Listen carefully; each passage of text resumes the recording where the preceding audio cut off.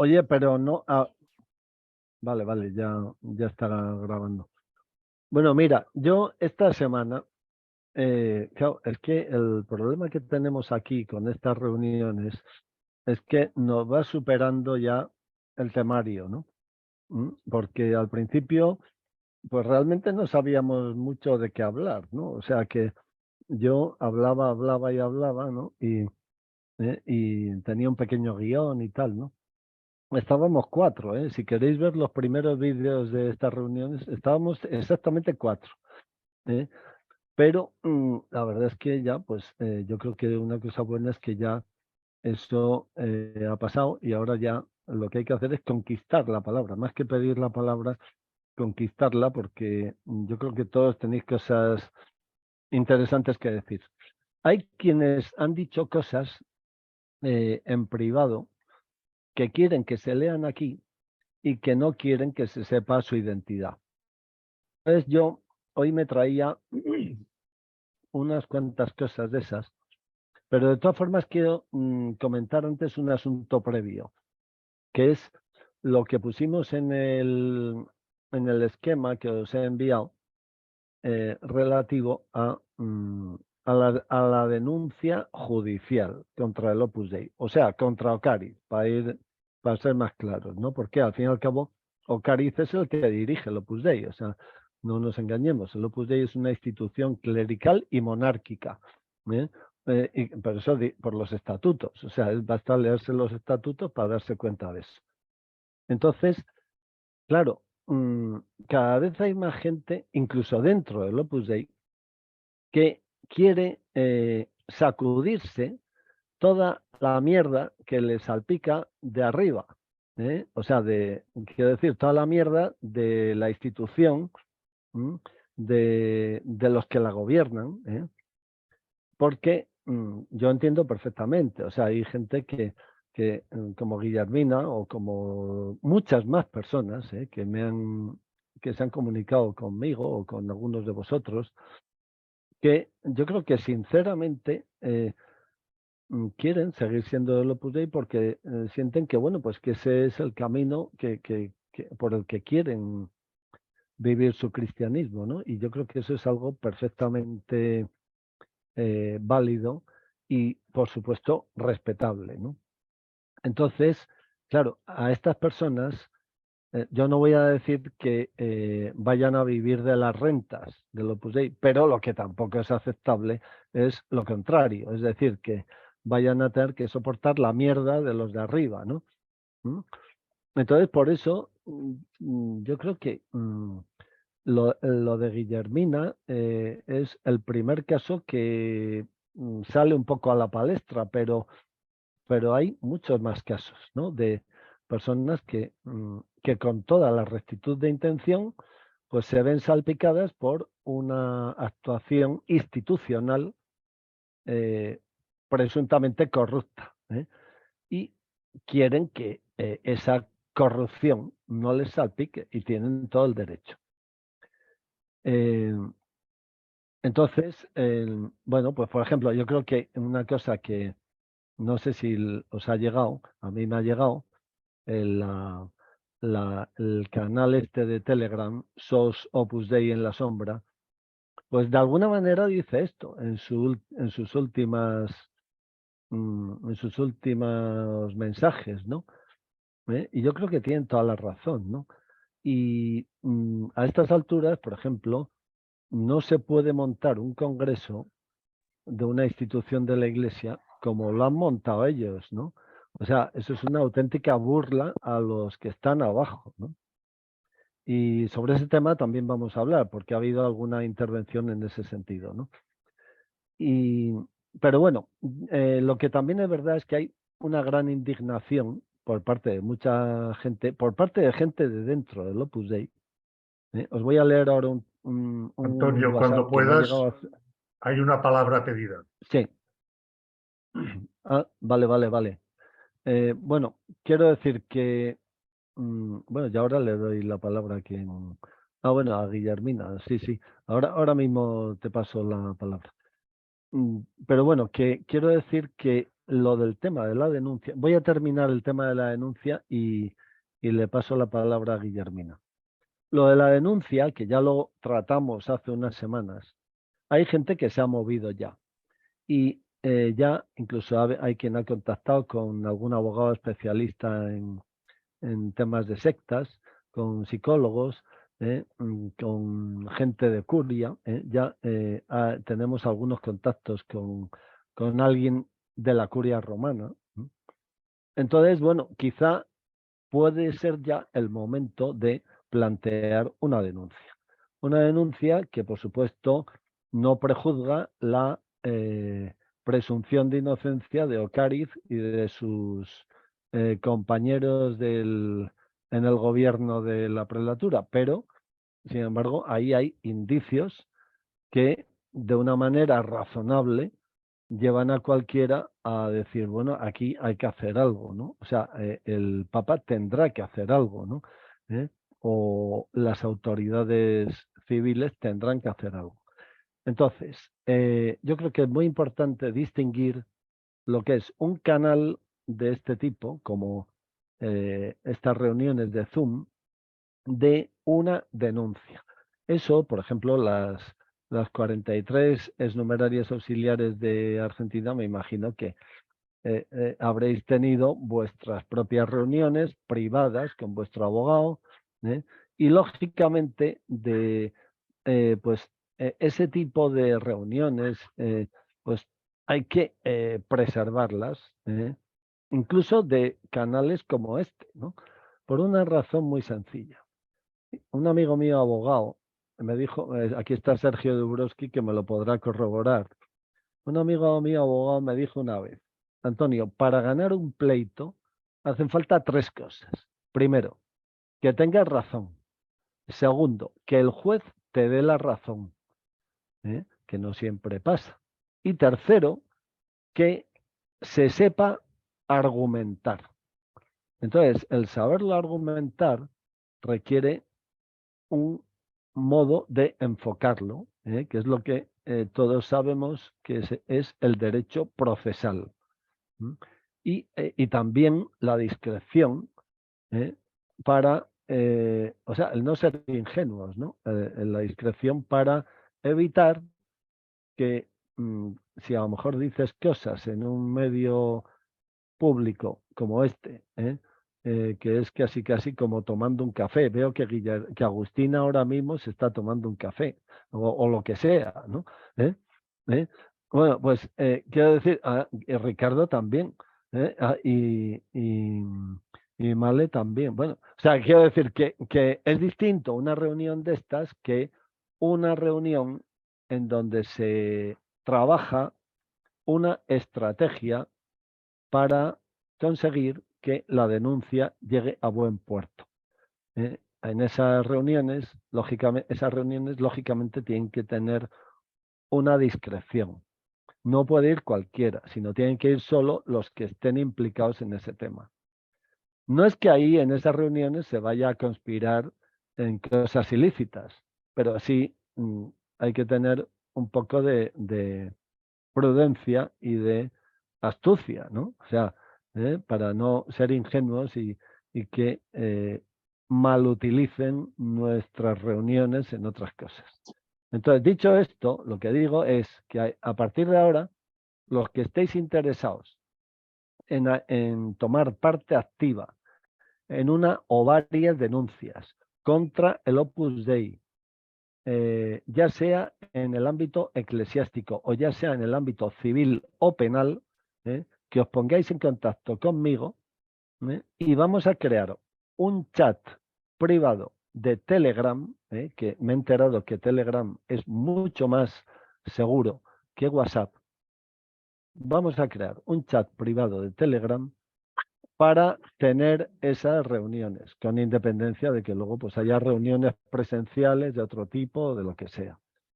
Pero bueno, esto es lo que os quería decir del punto 1 del orden del día que os pasé hace unos días, ¿no?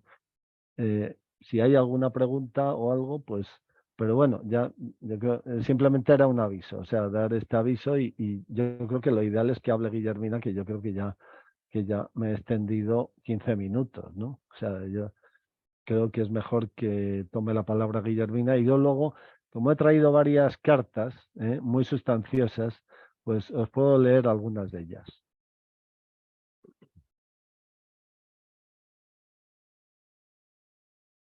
Hola, hola a todos. ¿Qué tal? Y bien. No, yo un poco a raíz de esto que estás comentando, Antonio, del prelado bueno, y de las personas que trabajan no más cercanas a él en el trabajo, en el gobierno de la institución, que a mí también me ha ayudado siempre, digamos, esa diferencia, ¿no?, entre las personas y la institución. Yo creo que desde el prelado y los que lo rodean, también más cercanamente, y también es como que yo a veces, digamos, una imagen me sirve más, ¿no? Es como que veo que ante ese mensaje del Opus Dei, que a veces el fundador decía que era como un gran árbol al que podían, ¿no?, acercarse muchos pájaros y demás cuestiones, se ha construido una gran jaula, ¿no? Ha terminado siendo como una jaula con muchísimas personas adentro. Y creo que dentro de esa jaula también está el prelado y quienes lo acompañan, porque esa mentalidad uno la mama desde el comienzo, ¿no? Y creo que también, en cierto modo, se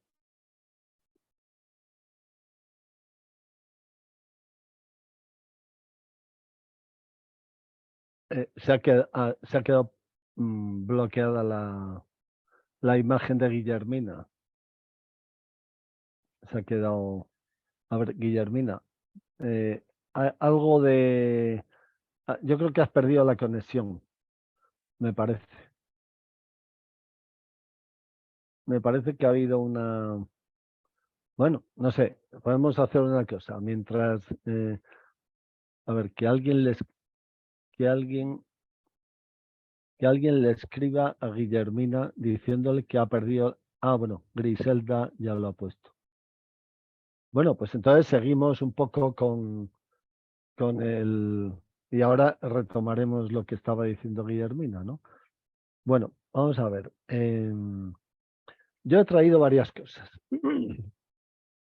Os puedo empezar leyendo algo divertido. Bueno, voy a empezar primero leyendo un WhatsApp de una amiga mía, numeraria, que lleva más de 40 años en el equipo, que dice lo siguiente. Dice: si fuera posible, me encantaría que esta tarde transmitieras de mi parte mi apoyo, solidaridad y cariño con todas las personas que por un motivo u otro a lo largo del tiempo han pasado por el Opus Dei. Para todos están siendo sanadoras estas tertulias, también para los de dentro. Comparto los sentimientos de Carmen Charo y de las otras dos exnumerarias auxiliares que no pudieron conectarse la semana pasada. A mí me ha ocurrido lo mismo durante 40 años. Al final lo he superado. Por eso hoy puedo estar aquí con salud física y espiritual, pero en estos momentos siento una gran preocupación. Soy consciente de que las personas que actualmente dirigen la obra son incapaces de acometer la transformación que la Santa Sede nos ha pedido y que estamos necesitando. Desde aquí pido a quien pueda rezar oración y a quien no rece empatía y buenas vibraciones para que se lleve a término lo que necesitamos: fidelidad al carisma y deconstrucción de la institución. Muchísimas gracias. Bueno, este es un comentario.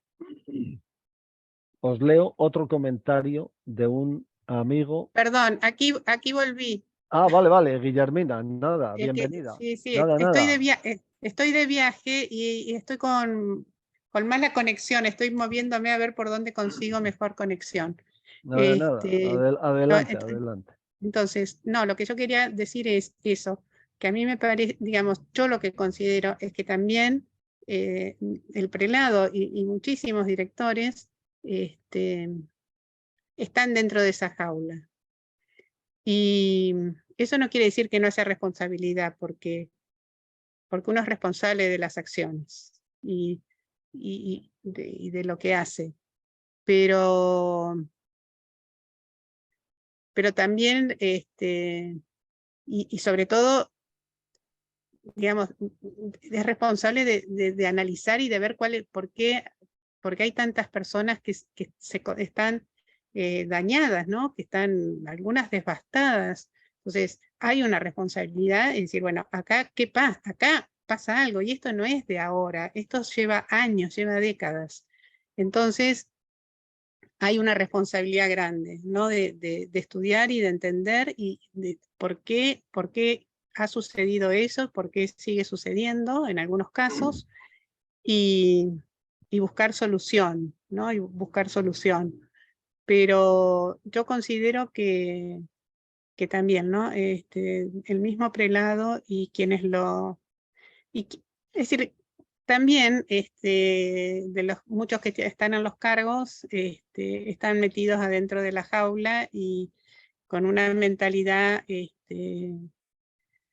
muy ideologizada, ¿no? Que no les permite tomar distancia para entender, ¿no? Para entender la situación. Eso era lo que quería decir.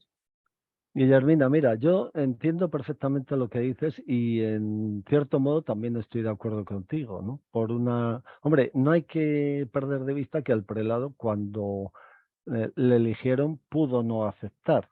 O sea que quiero decir que si acepta, acepta con todas las consecuencias y acepta con toda la porquería heredada, ¿no? O sea, eso es algo así. Y él pudo no aceptar.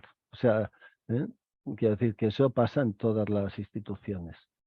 También es verdad, yo creo, eso que dices tú, y es que muchas veces la corrupción rebasa a la persona. O sea que, quiero decir, ya la situación creada es tal que incluso todo el entorno, no ya el entorno próximo, sino el entorno próximo y no próximo, ya incluso autobloquea una posible reforma que desde fuera se ve lógica. O sea que, quiero decir, no es lo mismo que desde el consistorio de cardenales previsiblemente dijeran al futuro Papa que la cuestión institucional del Opus Dei no podía esperar, que luego el prelado del Opus Dei se vea con el marrón de tener que darle la vuelta a una cosa que ya está muy arraigada. Por ejemplo, el otro día, hablando con Carmen Charo, me dijo lo siguiente, me dijo, mira, Antonio, hablé con una amiga mía y me dijo dos cosas. Primero, que lo que ha hecho el Papa con el Opus Dei es simplemente cambiarles de ventanilla, simplemente. Y luego me ha dicho también que lo importante es el carisma. Esas dos ideas, yo las he oído repetir durante estos meses a bastante gente del Opus Dei. Y realmente es muy difícil ahora mismo el hacer ver a tanta gente que tienen un problemón mucho más gordo. Yo entiendo que Ocariz no haya revelado la magnitud del problema a los de dentro de golpe y que haya preferido lo que algunas veces se llama como una voladura controlada, o sea, que haya preferido el ir poco a poco desvelando el problema, quitándole hierro, evitar que cunda el pánico, pero claro, también es verdad que lo que no se puede es ir profundizando en el engaño. O sea, y a medida que se profundiza en el engaño, la salida de él cada vez va a ser más difícil. De hecho, yo por por las manifestaciones que he oído de gente, yo creo que o sea, que cada vez están más encerrados en, en una equivocación, ¿no?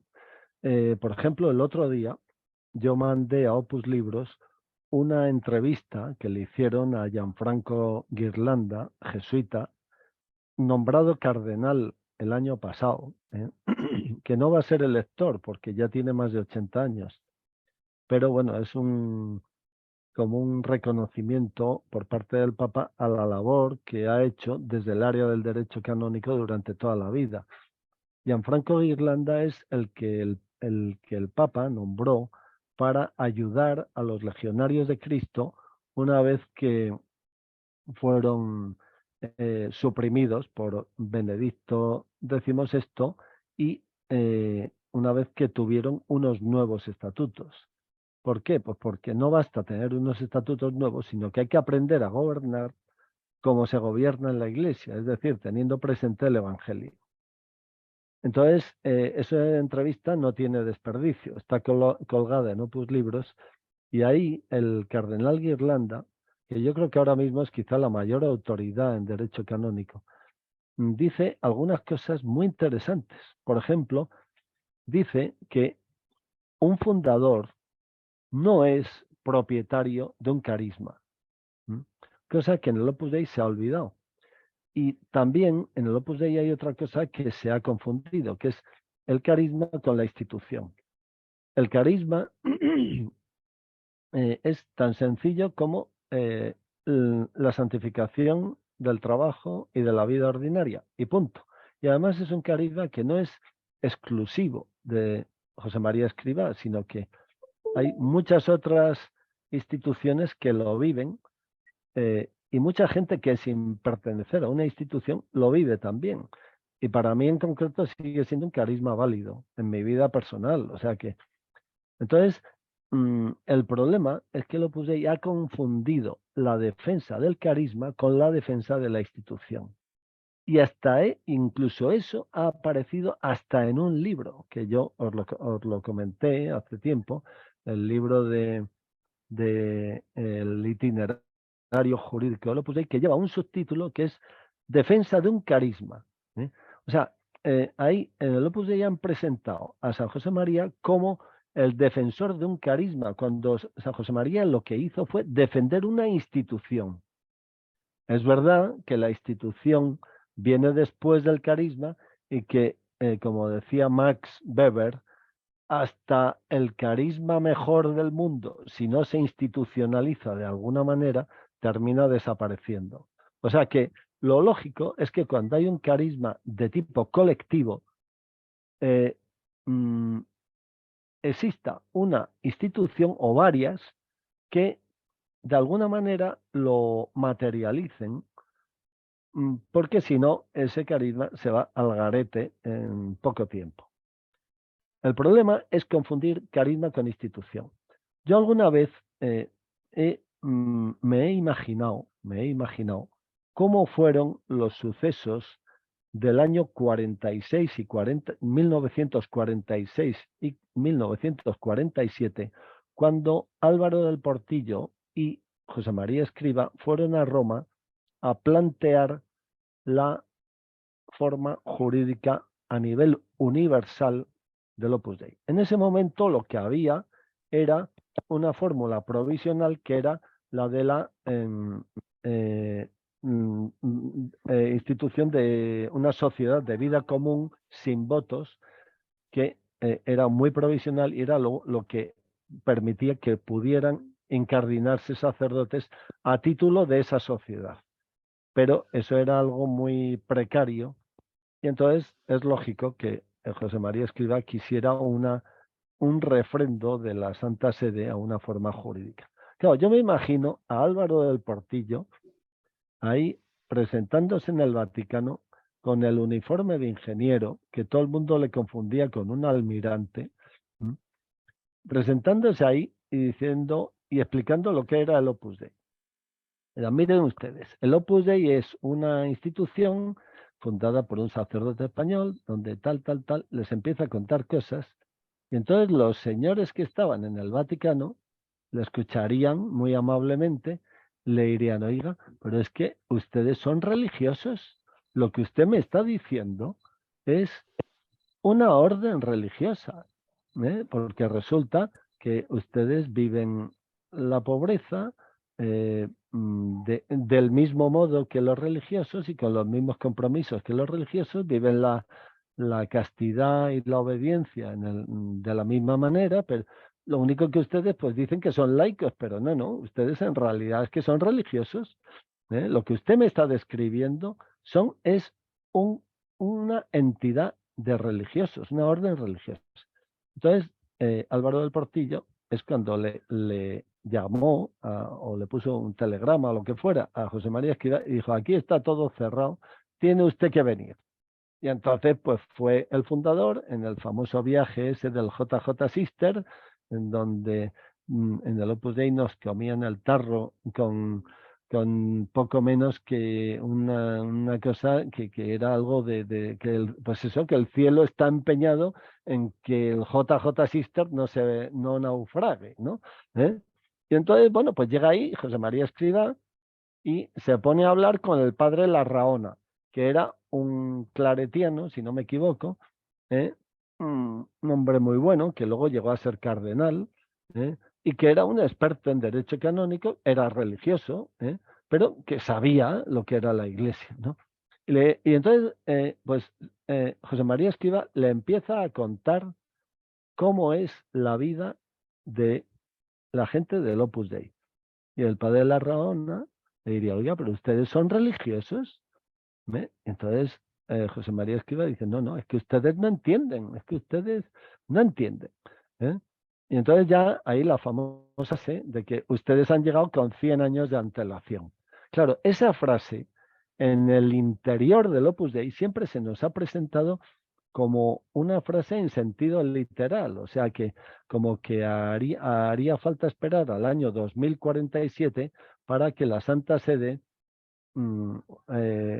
tuviera las estructuras adecuadas para entender el Opus Dei. Pero no, esa frase es una frase hecha, lo mismo que cuando en el Evangelio viene, pues que había 5.000 hombres sin contar mujeres y niños. Eso no quiere decir que el evangelista hubiera contado a ver cuántos estaban y hubiera quitado de la lista a las mujeres y a los niños. No, eso es un modo de hablar. O sea, cuando el Evangelio dice que había 5.000 sin contar mujeres y niños, lo que está diciendo el evangelista es que había mucha gente. Lo que pasa es que es lo mismo que como si aquí decimos, te lo he dicho 100.000 veces. Pues no es que lo hayas dicho 100. Lucia, ahora te doy la palabra. O sea, no es que lo hayas dicho 100.000 veces, es que lo has dicho muchas veces. Entonces, claro, cuando San José María le plantea al padre Larraona eso, y el otro le dice que ha ido con 100 años de antelación, pues San José María dice, no, yo no puedo esperar 100 años porque se está entregando la gente a Dios. Bueno, vamos a ver. O sea, la gente, o sea, yo eso lo entiendo perfectamente, pero lo que tendría que haber hecho San José María en ese momento es decir, vamos a ver. O sea, la gente del Opus Dei, ¿cómo vive? Coño, es que vive como religiosos, joder. Es que vive como religiosos. O sea, yo he ido a casas de jesuitas y son muy parecidas a los centros del Opus Dei. Ahí tienen su sala de estar, su comedor, tal. Muy parecido. Tienen su oratorio. Coño, en los centros del Opus Dei también hay oratorios. ¿eh? O sea, entonces ahí se llegó a una fórmula mágica que fue la de los institutos seculares.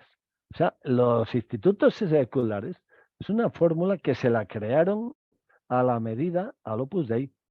Pero ahí San José María tomó una actitud que es absolutamente inaceptable en un hijo de la Iglesia, que es ceder sin conceder con ánimo de recuperar, que es lo que ahora mismo se está oyendo de puertas para adentro en la gente del Opus Dei.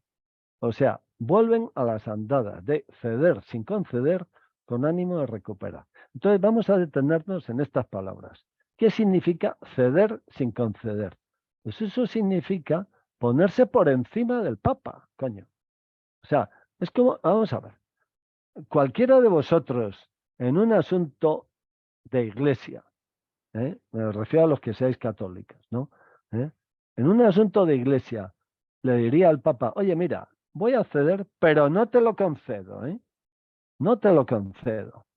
Coño, eso es, o sea, esa reacción ya supone una soberbia colectiva, y supone como menospreciar la autoridad de la iglesia y pensar que tú estás por encima de la autoridad de la iglesia. O sea, que, vamos, que lo que tú estás diciendo, que el Papa es un gilipollas, coño. O sea, estás más o menos como diciendo algo así. O sea, que es que no entiende, coño, que es tonto, joder. Y que, bueno, como es tonto, cedemos sin conceder. Coño, es que eso no cabe. O sea, pero ese embrollo jurídico, el que lo ha montado, es el propio José María Escrivá, cuando en los estatutos primeros, en el año 1941, cuando el Opus Dei fue aprobado en la diócesis de Madrid como Pía Unión por Leopoldo Eijo y Garay, obispo de Madrid y patriarca de las Indias Orientales o Occidentales, no sé de dónde, pues ahí se veía que el Opus Dei dice, en nada distingue a los miembros del Opus Dei de los religiosos. Si es que eso está escrito y está recogido en Opus Libros. O sea, que es que por ahí canta la gallina, como dicen los juristas, por ahí canta la gallina.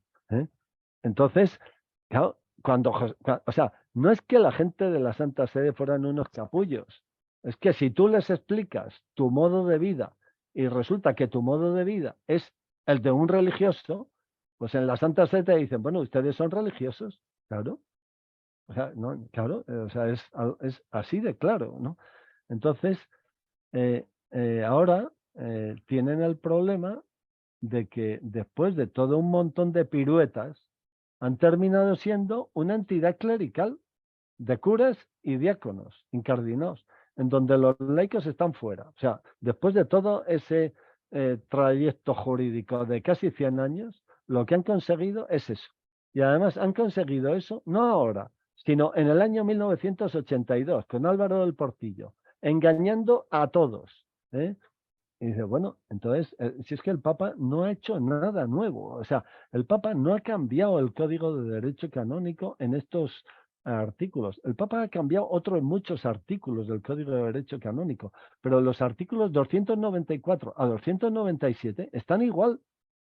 Entonces, basta leerlos para darse cuenta de que las prelaturas personales no tienen laicos, lo que tienen son cooperadores orgánicos en el supuesto de que los estatutos así lo establezcan, que podría haber prelaturas personales que no tuvieran cooperadores orgánicos. ¿Por qué? Porque las prelaturas personales son unas entidades de segundo orden al servicio de las diócesis creadas para organizar mejor la distribución del clero. Si es que eso viene en el propio código.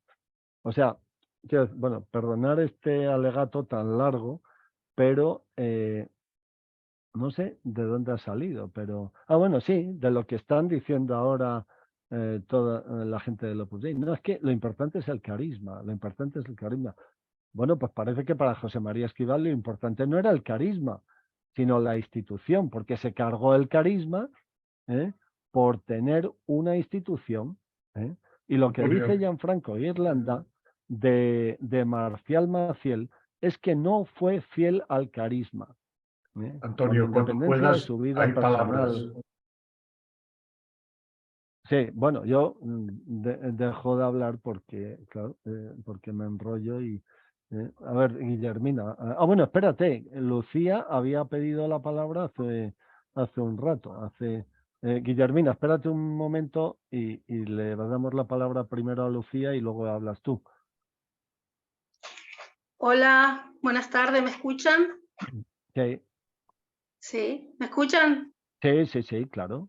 Te Bueno, escuchamos muy bien, Lucía. Gusto de verte. muchas gracias, muchas gracias. No, yo estaba pensando porque se repite siempre esa palabra y ese dicho de decir, muchas que están heridas, salieron heridas. muchas salimos realmente por motu propio, ¿no? Salimos porque quisimos y pechamos la puerta porque tuvimos esa fuerza en ese momento. A muchas la echaron herida y la echaron totalmente abandonada. Yo no echaría la culpa, yo no entiendo de derecho canónico ni de otras cosas, pero yo hablo de personas y de seres humanos. La directora de asesoría y la delegación, hay mucha diferencia entre las demás numerarias comunes y auxiliares, más todavía con las auxiliares. Entonces, esas personas que estaban de directoras o que estaban sobre nuestra cabeza para mandarnos y decirnos las cosas que teníamos que hacer, no se daba cuenta que esa persona ya no daba más. No me importa el prelado ni nadie, porque nunca lo vi en mi vida, gracias, ni lo toqué a nadie, así que por suerte no tengo ni una veneración. Esas directoras que estaban cerca veían que esa auxiliar no daba más, que esa administradora por ahí ya estaba arrastrándose. ¿No te conmovía un poquito el alma darte cuenta que esa persona, hermana tuya, no daba más? Entonces yo me pregunto, ahora decís que estamos heridas, que estamos, otras han dicho incluso que estamos resentidas. Yo estoy nada más que buscando que este universo haga justicia, nada más, por muchísimas personas, y gracias al destino y a lo que me ha puesto en el camino, estoy muy bien parada. Ayudo a muchísimas personas, no solo porque fueron del Opus, sino también en otro aspecto, y me pregunto eso, ¿a qué dicen? Han salido heridas, han salido resentidas, están heridas. No, están heridas no. Me hirieron ahí adentro y salí como pude. Eso se diría, ¿no? Entonces, los de ahí adentro no me van a curar nunca. Nunca me van a curar. Me voy a curar yo solita y me voy a buscar la forma de curarme yo, ya sea con terapia, haciendo yoga, meditación, rezando, lo que tengan fe. Entonces digo, no hablen las personas que salieron heridas. Ustedes los hirieron en el Opus Dei. Ustedes le mintieron, ustedes la engañaron, ustedes le metieron cosas que en su vida se hubieran imaginado a esas personitas de 14, 15 años. Y eso parece que la gente del Opus no lo entiende, no se dan cuenta. Es como que, eso yo quisiera que alguien me diga, ¿qué hay ahí? Habrá que traer un licenciado, un máster en psiquiatría y en psicología, porque ahorita que dicen salieron heridas, salieron resentidas, es como que me molesta mucho y quisiera que alguien me explique qué hay en la cabeza de esa gente para seguir repitiendo ese verso. Y el carisma ya me cansó también, trabajé 16 horas toda la vida, muchas auxiliares trabajaron esa hora y nadie fue santa. ¿Por qué no fueron santas las auxiliares? ¿No tenían plata para pagar en el Vaticano? No sé, pero yo no he visto a ninguna auxiliar que he visto en Argentina, auxiliares pobrecitas que han dejado su vida, su pellejo, todo, y ninguna fueron santas. Eso nada más, Antonio. Lucía, mira, todo lo que has dicho no va a caer en saco roto. Hemos empezado hablando de una denuncia, sí. Y ya ha habido quien me ha mandado mensajes privados diciendo que cuente con él para esa denuncia. Simplemente te lo repito a ti y a todos, ¿no? Porque, bueno, tú ya estás en una denuncia metida, pero digamos que habrá más gente que quiera denunciar. Pues. El cardenal Irlanda, en esa entrevista que he comentado, al final de la entrevista le preguntan precisamente por las personas heridas, ¿no? Y entonces el cardenal Irlanda dice que el hecho de que los legionarios de Cristo hayan tomado un nuevo camino jurídico y que ya hayan cesado los abusos de conciencia y de poder, que no quita que haya que reparar todas las cosas anteriores. O sea, que quiero decir que imaginémonos, por ejemplo, que Ocariz, por poner un ejemplo, no es prejuzgar a nadie, ¿no?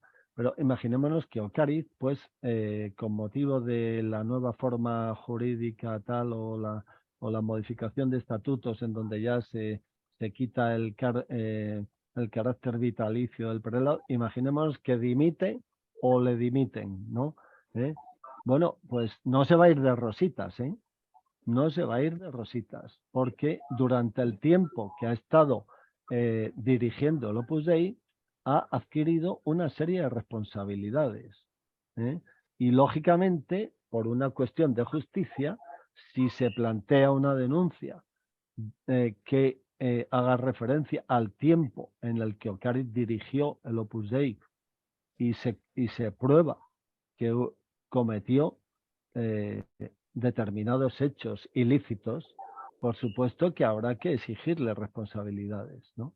Y quien dice Ocariz dice a Mariano Facio, que entre otras cosas fue conciliario del Opus Dei en Argentina, no solo cuando se suicidó el sacerdote Danilo Eterovic, sino cuando estabais en las numerarias auxiliares siendo presuntamente explotadas. Y también quien dice Mariano Facio dice Pujals, que es el número 3 actual del Opus Dei, y el número 4, que no me acuerdo ahora del nombre, pero que es el sacerdote secretario, y los vicarios delegados, los vicarios regionales, por ejemplo, el Lavallol, el chico este de la bicicleta. O sea, quiero decir que aquí, si hay una denuncia y hay y se prueban hechos ilícitos y se exigen responsabilidades, se le exigirán responsabilidades a quienes ocuparon cargos, tanto por arriba como por menos arriba, pero con responsabilidad en esos actos ilícitos, por supuesto. También es verdad una cosa, y es que yo por lo menos no espero grandes cosas de la justicia en esta vida. Y yo creo que el Papa Benedicto tampoco. Por eso, en la encíclica Spe Salvi, que como sabéis es la segunda encíclica que escribió Benedicto XVI, ahí, en un momento determinado, el Papa Benedicto decía que para él una de las pruebas de que existe la vida eterna es el comprobar la impunidad que se produce en esta vida. O sea que efectivamente hay gente que en esta vida se va de rositas, a pesar de que haya quien intente evitarlo. Pero digamos que más no se puede hacer. O sea que quiero decir aquí, yo creo que, Lucía, mira, yo creo que una cosa buena que pasa es que tú aquí has podido largar con total libertad y te has desahogado y te hemos escuchado, no solo los que estamos aquí, sino los 3000 que te oyen, que nos oyen semanalmente, que nos ven semanalmente, ¿no? Oye, yo creo que el visibilizar a gente como tú, con cara, con su propio rostro, yo creo que eso es muy bueno. Y es muy bueno para los, como ha dicho esta numeraria, para los que están dentro también.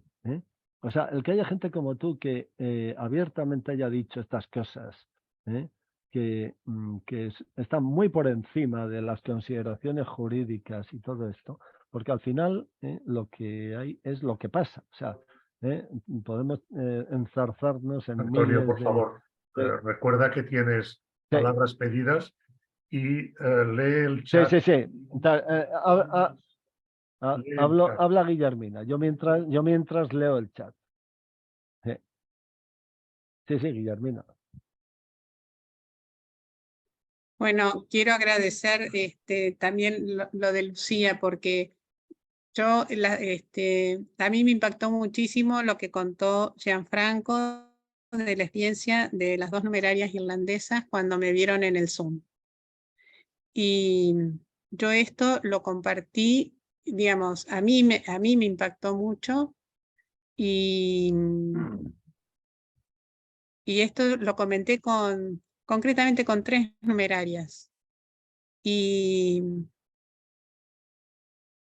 les pasó lo mismo, yo creo que hay muchas personas que van tomando conciencia dentro de la obra, tal vez más entre la gente de a pie, de lo que se ha hecho y de lo que quizás se sigue haciendo, ¿no? Y Y cuando yo dije lo anterior, que tanto del prelado como de los directores, digamos, no, digamos, me ayuda a entender, a mí porque me ayuda a entender, pero no, la responsabilidad está, cada uno es responsable de lo que hace y de las decisiones que toma y en los lugares que ocupa. No, incluso la colegialidad no es una excusa para el anonimato, sino que uno tiene que ahí, uno cuando pone una firma y comparte ¿no? Pone una firma, está avalando algo. Y por eso tiene que dar cuenta. Es decir, que la responsabilidad está. Y lo que es terrible de todo de ese sectarismo es que, es lo que decía Lucía, ¿no? Que uno pueda ver que una persona está mal, está cansada, está enferma, y seguir golpeándola, digamos, seguir ejerciendo violencia sobre esa persona porque está con la cabeza en otra parte, ¿no? En la ideología. Y así que bueno, en eso creo que hay personas en la obra que van tomando, digamos, que se dan cuenta, que se dan cuenta. Y lo digo porque concretamente una de las 3 personas con las que ya hablé es administradora. Y siempre estuvo en la administración. Y me dice, yo hice eso, es terrible, ¿no? No, eso, mira, Guillermina, eso ya lo dijo hace varias semanas el profe, lo dijo el profe, que recomendó un libro de un premio Nobel sobre los campos de concentración de Auschwitz y Sí, cómo reclutaban a policías locales polacos. Y sí. luego, dice, bueno, pero ¿cómo es posible que hayamos sido capaces de colaborar en una cosa así? No, pero es que es que el problema de una institución que toma una deriva sectaria y que anula la conciencia individual de las personas es que al final todos terminan haciendo cosas raras. Yo creo que cuando tú interviniste la semana pasada, me parece que fue, y dijiste que a ti que tú siempre habías tenido mucho celo por tu propia intimidad. O sea, siempre habías preservado tu intimidad. Yo creo que esa es la clave de que ahora mismo estés aquí hablando pacíficamente con todos nosotros. ¿Por qué? Porque el problema del Opus Dei es que te roban la intimidad poco a poco. Y llega un momento en que ya, si no tienes intimidad, eres un pelele, y hacen contigo lo que les venga en gana. Es más, eres instrumento de esa actitud sectaria. Entonces, eso del plano inclinado tiene mucho que ver con la intimidad. O sea, a una persona a la que poco a poco le dicen que tiene que ser sincera, luego sinceridad salvaje, luego le ponen ejemplos. Yo me acuerdo que ponían un ejemplo diciendo que hacía años un numerario había perdido la vocación, o sea, el término ya es simplemente por ocultar en la charla fraterna que se había comprado un paquete de pipas, porque le gustaban las pipas. Y entonces le daba vergüenza decir que había hecho ese gasto sin consultar, o que no había vivido ese pequeño detalle de lo que ellos llaman pobreza, y que eso se había ido convirtiendo en una bola cada vez más gorda y que al final pues el tío terminó, entre comillas, perdiendo la vocación, ¿no? Que es un modo de... Pero claro, cuando todas esas cosas te las dicen y llega un momento en que te las crees, pues ya el siguiente paso es que ya te quedas sin intimidad. Por eso yo creo que la clave tuya es que tú nunca has perdido la intimidad. Y yo creo que la clave de todos los que hemos salido del Opus Dei es que hubo un momento de lucidez en el que nos acordamos de que teníamos una intimidad y nos metimos a ver cómo era nuestra intimidad. O sea, yo creo que, no sé, A ver, aquí está un tal Raúl, pero que no es Raúl, es, yo creo que es, ¿cómo te llamas tú? Elisa Carmona, ¿no? Ah, sí, ¿Eh? Elisa, Elisa. ¿Eh? Bueno, También Sergio está pidiendo la palabra, Ah, Antonio. otra cosa, sí. perdón. Yo Otra puedo cosa. leer una sola cosita cortita del fundador que para cerrar una con otra cosa que decías vos y ya darle paso a Elisa. Sí, sí, pero mira, hay una cosa que quiero deciros, y es que hay varias veces que Ricardo ha preguntado que qué ha pasado en el Congreso. Entonces yo querría decir Sí, alguna cosa. Pero bueno, sí. Esto, no, una cosa cortita, con todo este piñón fijo que tenemos con lo de la prelatura. Una frase del fundador. Dice, cuando uno no se ha dado por completo, a la primera dificultad la inteligencia se enreda y cuesta comprender lo que entiende una criatura de 10 años. Y viene el pensamiento de que no se nos entiende. Hijo, habla y verás cómo sí te comprenden. ¿No será que a ti, por las circunstancias de un momento, porque tu soberbia quiere saltarse una limitación, no te interesa que se te entienda? Yo creo que eso habría que aplicárselo claro, a la claro, institución, ¿no? claro, claro. Bueno, listo, Bueno, eso quería decir. a ver, Elisa, tienes la palabra. Gracias. Se me ha estropeado mi pantalla y estoy en pantalla ajena de Raúl. Bueno, Antonio, admiro, y a todos, Guillermina, admiro la capacidad de citar historias, de citar leyes, de citar, bueno, de narrar. Entonces, admiro la capacidad, pero yo, desde mi humilde razonamiento, quiero expresar, y esto es, a ver, es lo que yo entiendo, esto es así. Y si desde la raíz, desde que el prelado se iluminó en lo que él quería, iba solamente detrás de su proyecto, es lo que yo entiendo, de su proyecto, de su obrita, digo, ¿qué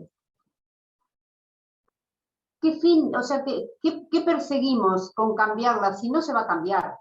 Porque es así. Ahora mismo decían, hablar. Yo he hablado tanto y he sido tan salvajemente sincera y he expresado las broncas y las cosas que no me gustaban, de las que no estaban de acuerdo, y caía en una pared, rebotaba al suelo y ahí era pisoteada, no había mucho más. Entonces, a mí a esta altura del partido, de lo que ustedes, la verdad me tiene sin cuidado y quisiera, lo único que yo quisiera es que desapareciera, porque realmente yo solamente veo que está para hacer sufrir a la gente, no veo otra finalidad, ¿no? Por lo menos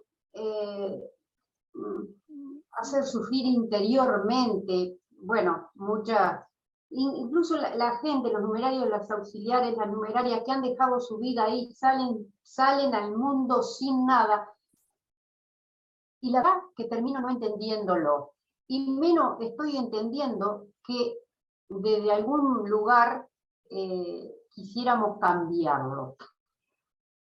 A mí lo único que quisiera que el Opus Dei que pagara uno a uno todo lo que ha hecho, ¿no? Todas las injusticias que ha cometido. Es lo único que quisiera en esta vida,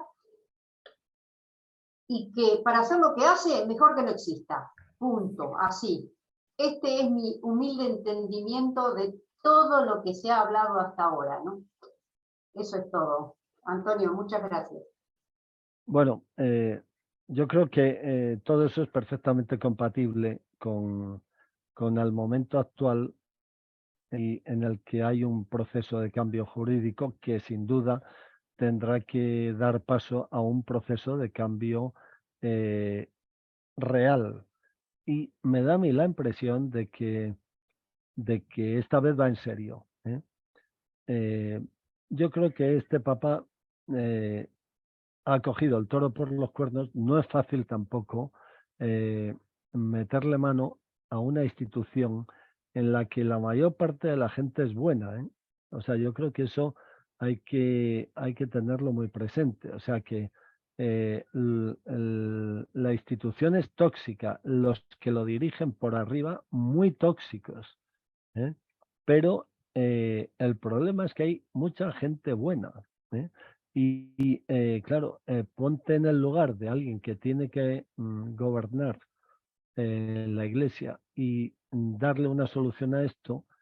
Y bueno, hacerla desaparecer tampoco es muy recomendable, ¿no? Porque puedes hacer daño a mucha gente, ¿eh? O sea, yo creo que esa parábola del Señor de lo del trigo y la cizaña es algo que va mucho con el sentir de la iglesia. O sea, que en la iglesia las cosas no se arreglan a base de un manotazo, sino que hay que esperar a que no se dañe más de lo que hay ya dañado, ¿eh? No es fácil, o sea, yo estoy convencido de que no es fácil y yo creo que al final el Papa, si no es una intervención absoluta, va a ser una intervención parcial o, o más pequeña o lo que sea, pero lo que sí tengo bastante claro es que lo que va a haber es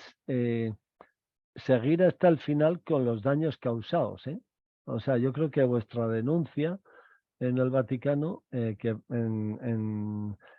el conciliario de Argentina dice que no existe, que no hay tal denuncia. Bueno, o sea, o sea, eso es negar la evidencia, porque sí hay denuncia, se admitió a trámite el 7 de septiembre del año 21, está habiendo cambios en el dicasterio para la doctrina de la fe, lo cual es interesante desde el punto de vista de que probablemente quienes tengan que tratar esa denuncia van a ser las personas adecuadas, ¿eh? O sea, quiero decir que ahí yo creo que hay que tener un poco de paciencia. Las cosas no se arreglan de la noche a la mañana y también hay que darle una oportunidad a la gente buena que inocente, ¿eh? Bueno, antes de contar alguna cosa sobre el Congreso, vamos a darle paso a Agustina, que ya yo creo que se le ha petrificado la mano, ¿no? De, de tanto tenerla levantada, ¿no? No, llevaba poco tiempo, aunque sí hubiera querido intervenir. Mira, sobre el tema de la denuncia y esto que dices, o sea, ¿por qué no es la Iglesia la que mira lo que es la praxis, lo que son el escrito del espíritu, cómo hacer las charlas fraternas, cómo todo eso? Ahí está la esencia de que la obra es una secta y manipuladora del evangelio. ¿Entiendes? O sea, la Iglesia tiene pruebas de sobra para saber que lo que enseña y predica la obra es ajeno a la Iglesia y además que produce a mucha gente que pierde la fe. Entonces, si la Iglesia, ¿por qué no? ¿Dónde está el nihil obstant del catecismo de la obra, de los tomos de meditaciones, de los cuadernos, de todos esos escritos, documentos que se llaman documentos internos? Eso tendría que tener una aprobación de la Iglesia, porque si eso lo leyeran, si lo leyera Irlanda, si lo leyera, yo qué sé, el Papa, o gente que esté alrededor, si lo leyeran, vería que eso es anti-iglesia, eso es anticatolicismo, anti todo, y eso origina lo que es una secta dentro de la iglesia, que es el Opus Dei. Agustina, te voy a responder porque yo creo que es una pregunta muy interesante. Mira, la semana pasada, un exmiembro del Opus Dei que tiene contacto con un alto personaje de la curia, estuvieron hablando. Y entonces este alto personaje de la curia le animó a que se planteen denuncias.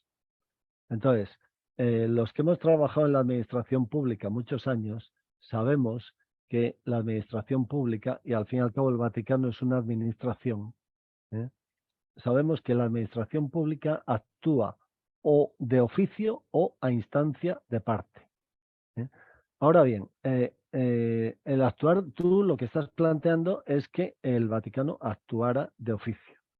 Pero ahí hay una cuestión, y es que el Opus Dei goza de la presunción de legalidad, de la presunción de veracidad, etcétera, etcétera. ¿Por qué? Porque el Opus Dei hasta ahora, falsamente, ha sido tenido por una parte de la estructura jerárquica de la Iglesia.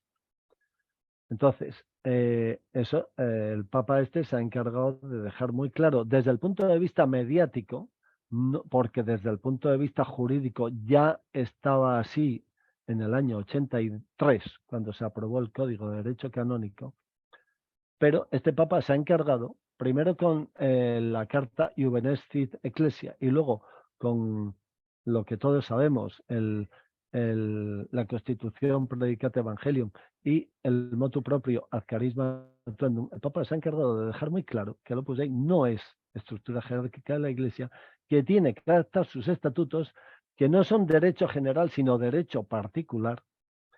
Y a partir de ahí hay una cuestión muy clara, y es que esa presunción de legalidad, esa presunción de inocencia, pues está un poco en entredicho con páginas como Opus Libros, que tiene del orden de 10.000 artículos testimoniales de gente herida. Eso no es normal en la Iglesia. Y tiene más de 450 libros silenciados, colgados ahí, como tú bien has dicho. Ahora bien, si hasta ahora no se ha hecho nada, que yo de alguna manera coincido contigo, lo que sí es cierto es que este personaje de la Curia le ha dicho a este amigo mío que denuncien. ¿Por qué? Porque o sea, cuando la administración inicia un expediente por una denuncia, claro, si esa denuncia aporta una serie de datos, una serie de hechos, pues la administración tiene la obligación de comprobarlos, de leerlos.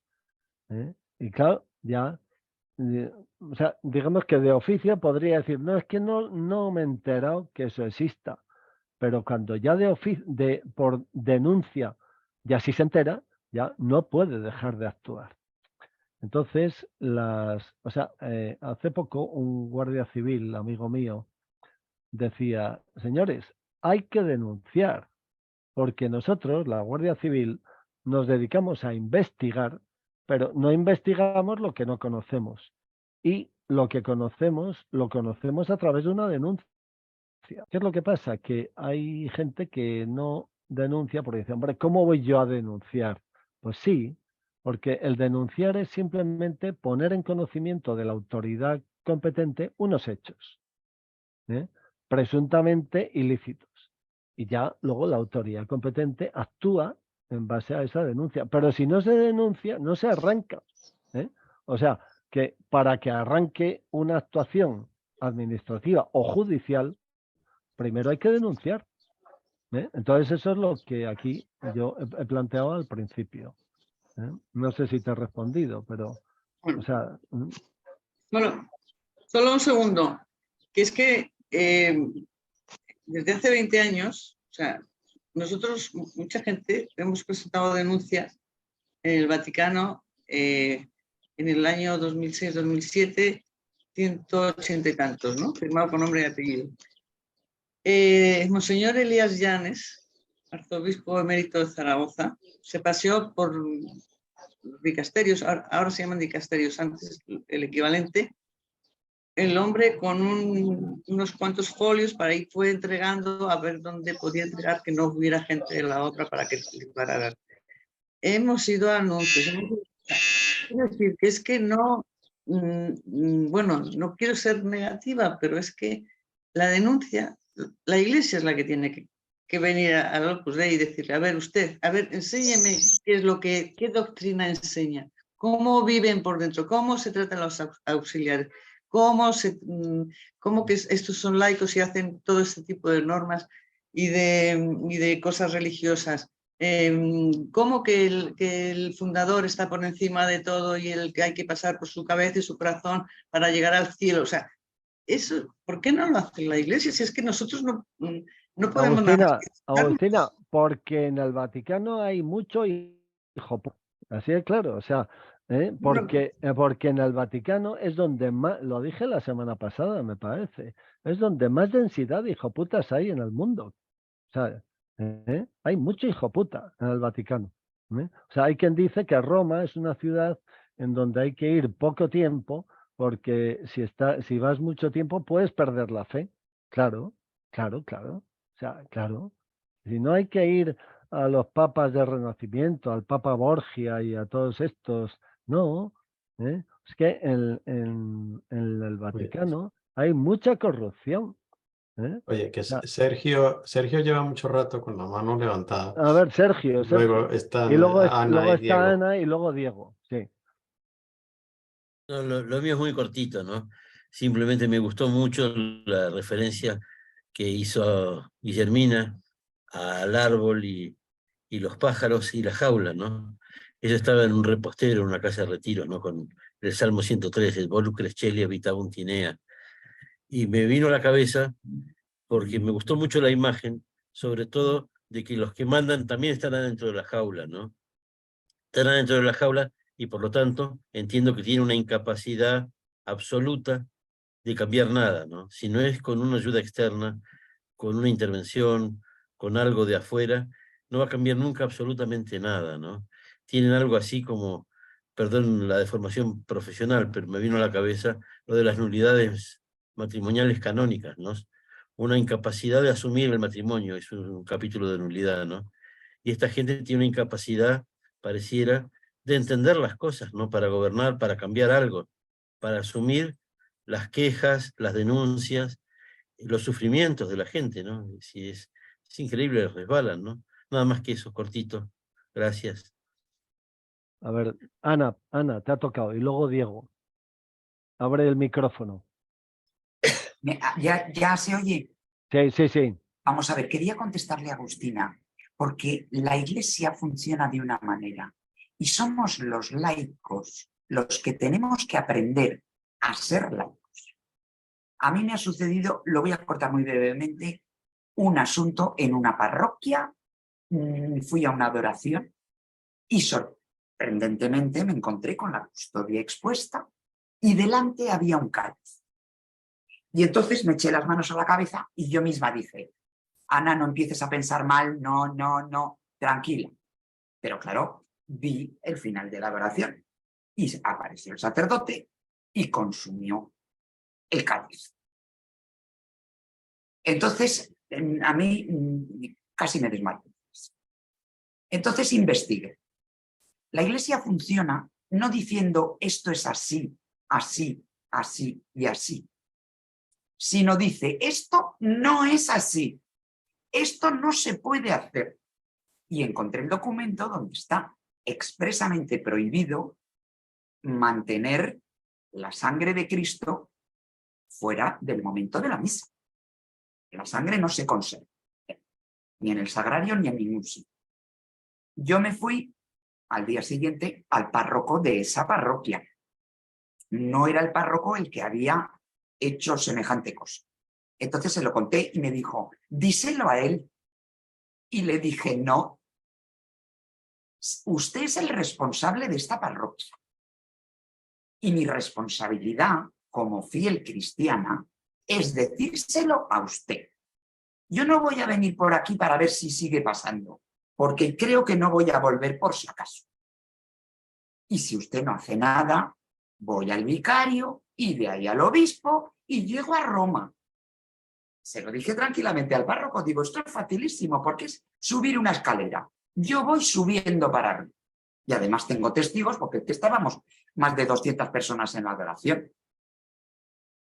Entonces, tenemos que ser nosotros. Estoy de acuerdo contigo, Antonio, en que hay que denunciar. Tristemente, yo no puedo firmar, porque yo pasé por la obra, no llegué a estar un año, supernumeraria, no sabían qué hacer conmigo. porque me pasaron por todos los grupos. El mejor grupo era el de las viejas, porque iban ya sin defensa y entonces hablábamos de todo libremente. Me pasaron por todos los grupos. No, con las jovencitas, no. Imposible. No, yo no encajaba.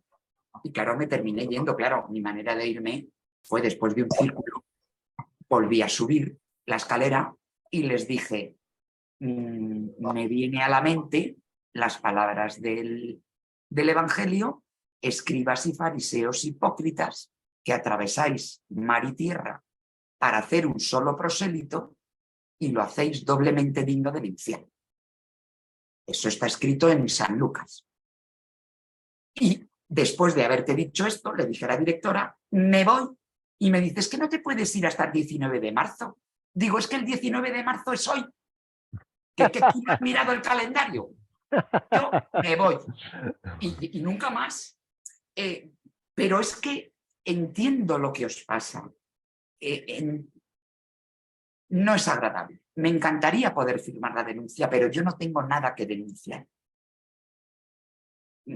Porque a mí no me han hecho nada. Al revés, se las llevaron todas puestas. O sea, es que yo no me callé. Un día me dijeron, vas a la reunión esta y llévate las preguntas del examen. Yo no sabía ni qué era aquello. Cogí las preguntas del examen y en el coche me las leí. Y cuando llegué ahí digo, oye, yo el segundo, yo no me dedico a eso. ¿A cuántas personas he atraído en el último mes a la obra? Digo, yo no me dedico a eso para nada. Yo acerco a las personas a Jesús, pero a la obra no. Entonces, nada más, no quiero quitar más. Pero que hay que denunciar y que ojalá yo pudiera firmar. No, y que una cosa es la denuncia mediática, la denuncia pública, Claro. Y otra cosa es la denuncia en un procedimiento judicial. O sea, la Iglesia va a intervenir si nosotros claro, denunciamos. La eso Iglesia, está claro. claro, Eso está si yo claro. no voy a decir lo que sucedió, la Iglesia no investiga. Claro, claro. Uno mirando las parroquias. Tenemos que ser nosotros. Claro, eso está claro. Santiago estaba también pidiendo la palabra. Sí, pero primero está Diego. Diego. Bueno, buenas tardes a todos. Una cosa muy rápida. Diego, se te ha ido el audio, ¿eh? Diego, ¿estás ahí?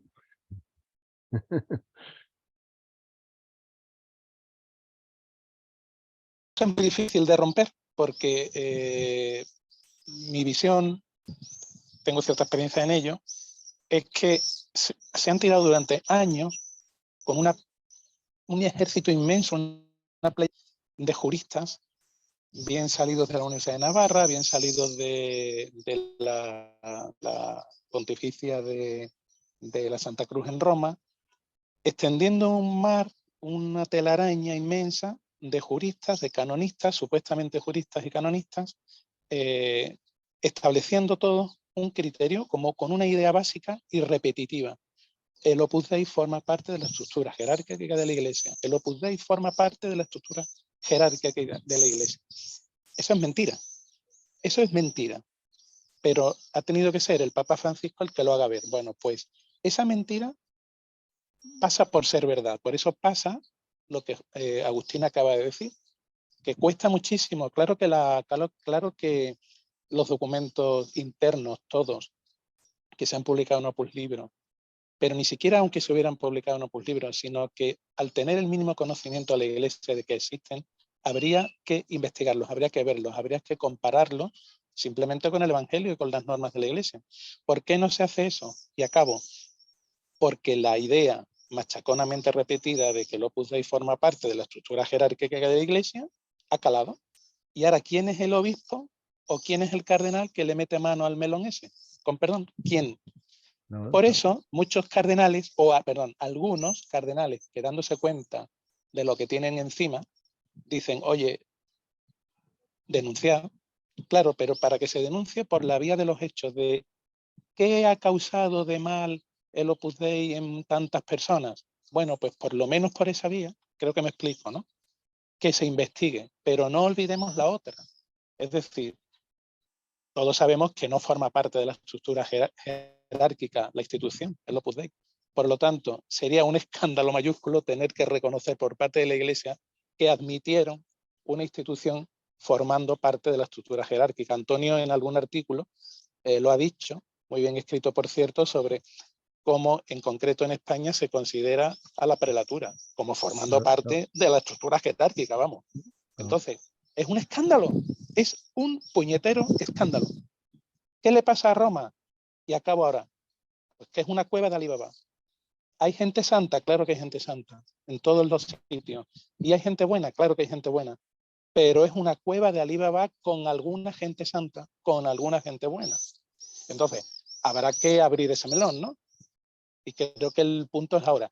Y Ocari, y si Ocari escucha esto, te lo digo, Ocari, te estás escudando en esto. Porque si no, con perdón, no tendrías la cara dura de tomarle tiempo al Papa para decir que ya negociarás o que ya dirás lo que a ti te parece bien decir, con perdón este tuteo hacia Ocari, que seguramente lo escuche. No, pero sin es que perdón, es así, sin perdón, sin perdón. o sin perdón, es que es así, que se está escudando en que forman parte de la estructura jerárquica. Pues no, no formáis parte de la estructura jerárquica. He acabado. Un saludo a todos y a todas. Bueno, vamos a ver, como Ricardo pidió hace bastante rato algún pequeño apunte sobre el Congreso. Hombre, yo en el artículo que escribí el pasado miércoles, lo más que pude poner son conjeturas.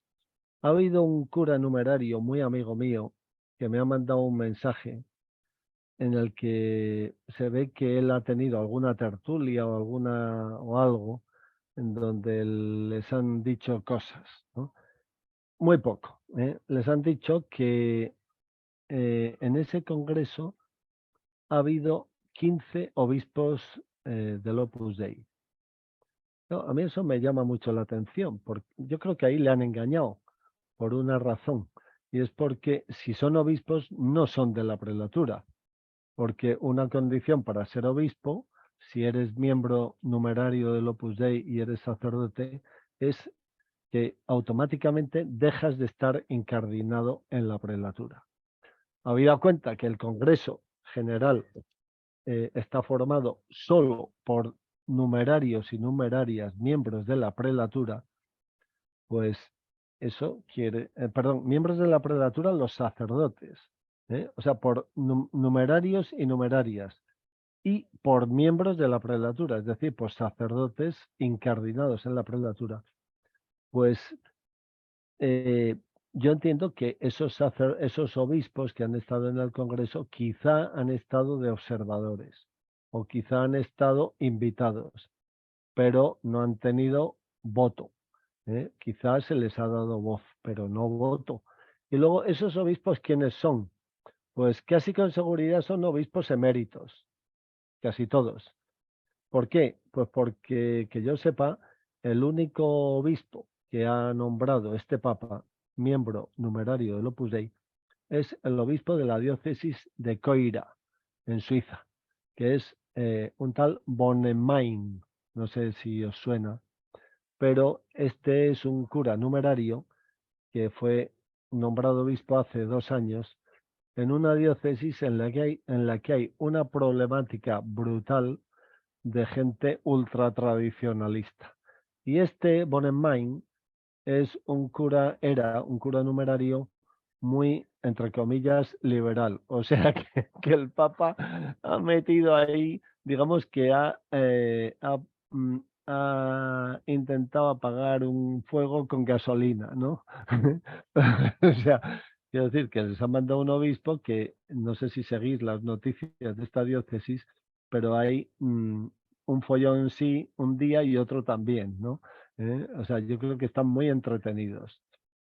Pero quitando este caso del obispo Bonemain, pues no me suena que haya muchos obispos numerarios en activo. Quizá el de la diócesis de Yauyos, que es el que ordenó de diáconos a la última promoción de sacerdotes numerarios, ¿no?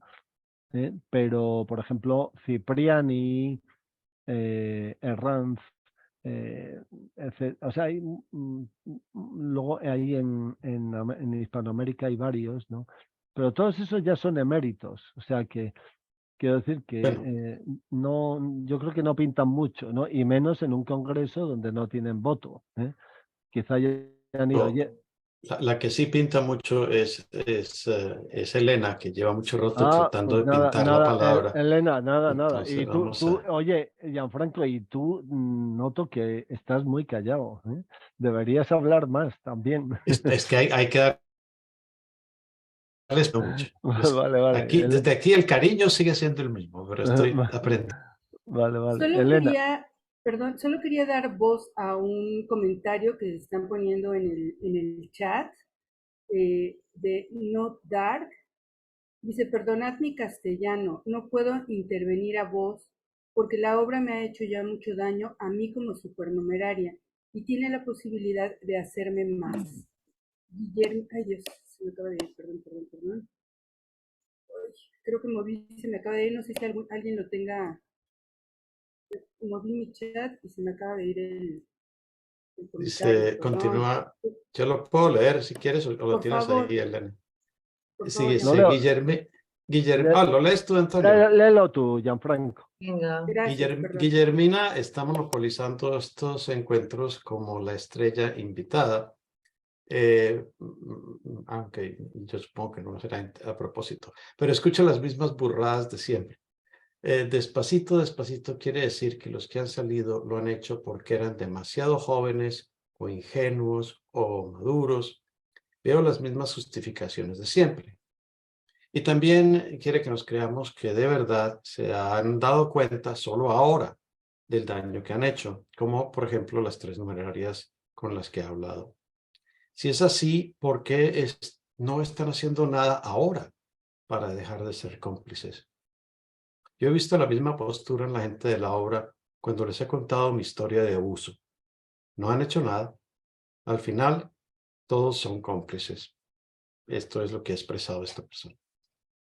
Bueno, yo le voy a responder a esta persona, le voy a decir, oye, yo también he sido cómplice, ¿eh? Porque yo me he tirado 42 años y no me he dado cuenta de todas estas cosas, ¿eh? No me he dado cuenta, o las he visto de otra manera, ¿eh? Y, o sea, que yo creo que ahí no, o sea, yo creo que Guillermina tiene toda la rectitud de intención, ¿no?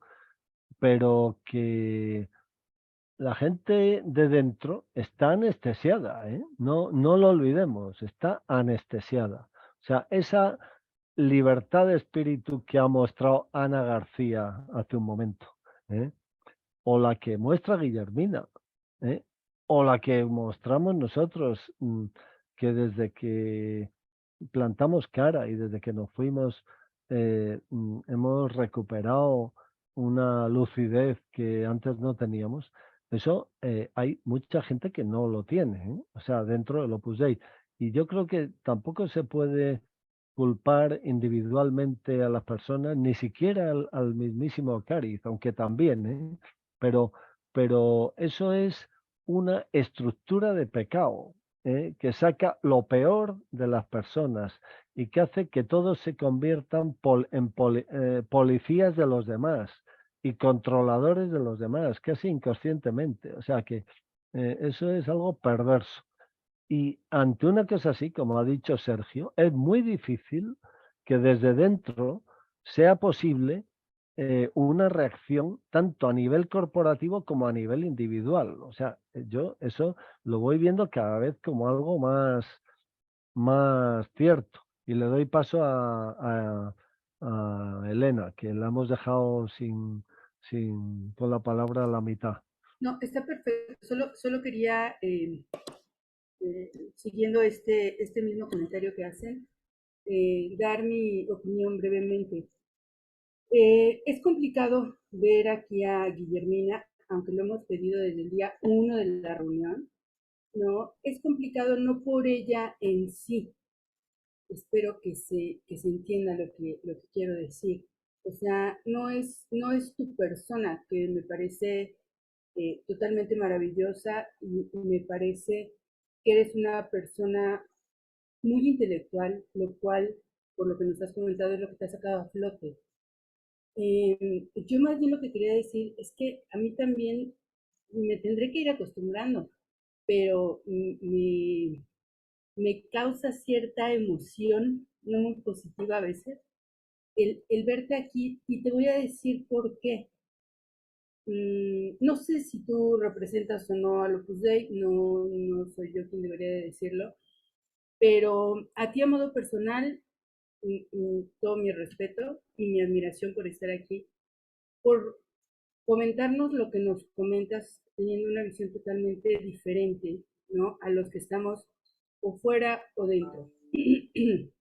Sí me parece que el Opus Dei está en un capelo, nos tuvo dentro, nos tuvo guardado, nos robó todo, nos robó identidad, nos robó todo, ¿no? Y efectivamente, como dice Antonio, no te das cuenta, no eres consciente. Y efectivamente, yo creo que todos tuvimos algo de culpa, ¿no? Simplemente por haber seguido aquellas directrices, ¿no? Que tuvieron consecuencias. En algún momento comenté, perdón, de alguna que estuvo también en la obra, cuando me puse en contacto con ella, se puso muy mal, pero se puso muy mal al grado de tener que volver al psiquiátrico. Y yo me cuestiono, ¿por qué nos pasa esto? Porque en el fondo creo que a todas se nos dañó. Yo no encuentro otro modo de explicarlo. ¿En qué grado a cada quien? Solo cada uno lo sabemos. A lo mejor la gente que no tiene nada que ver con el Opus Dei y que ve de repente estos videos en YouTube, le puede incluso dar risa lo exagerado, ¿no? Porque hay algunas cosas que de verdad dice uno, me parece una tontería, y sin embargo fue nuestra vida, ¿no? Fueron nuestros cimientos los que se dañaron. Perdón por la... Pero sí me pareció importante decirlo, Guillermina, porque yo, viéndote aquí en el Zoom, no te considero una persona del Opus Dei. Pienso que sigue siendo importante que venga una persona del Opus Dei y aclare lo que nosotros no alcanzamos a ver. Aunque al mismo tiempo te voy a decir una cosa. En el momento en que una persona del Opus Dei, como tal, algún director, algún sacerdote, algún vicario, no sé, caris, en el momento en que esa persona se presente, tampoco nos va a poder dar una solución, porque esa persona en individual, aunque haya tenido sus errores, no puede sanar lo que toda una institución ha hecho por tantos años a tantas personas de modos tan diferentes, ¿no? Entonces, bueno, yo desde el día 1 que estaba aquí, Guillermina, quería decir algo, pero no quería ser imprudente, pero al mismo tiempo me parece muy necesario, perdón, ahora sí, y como dicen, si no lo digo, reviento. Entonces, pero sí quiero dejar claro, Guillermina, que no es a ti a modo individual, no es tu persona. Espero que esto se entienda, porque creo yo que hemos sido muy respetuosos desde el día 1 que tú te has presentado en esta reunión. No podemos dejar de hacer ciertos comentarios porque no podemos hacer, o sea, no podemos dejarlos de lado, ¿no? Pero creo que en ningún momento ha sido un ataque hacia tu persona, sino un dolor que todavía queda dentro hacia todo lo que vivimos. Entonces, bueno, solo quería decir eso. Yo creo que está muy claro. No quería interrumpir, no quería interrumpir. Para mí... No quería interrumpir los comentarios de Elena, pero se nos ha acabado el tiempo. ¿Podemos dejarlo aquí, por favor? Sí, lo dejamos. Gracias, José María. Buenas noches. Bueno, muchas gracias. Solo hemos tratado un punto. Bueno, ¿qué le vamos a hacer? El próximo día más. Bueno, esta noche estará cariño, me encanta tanto verles. Qué bueno. Esta noche estará colgado en YouTube. Buenas noches a todos. Muy bien. Muchas gracias. Muchas gracias. Hasta luego. Chao. Gracias por venir. Muchas gracias a todos.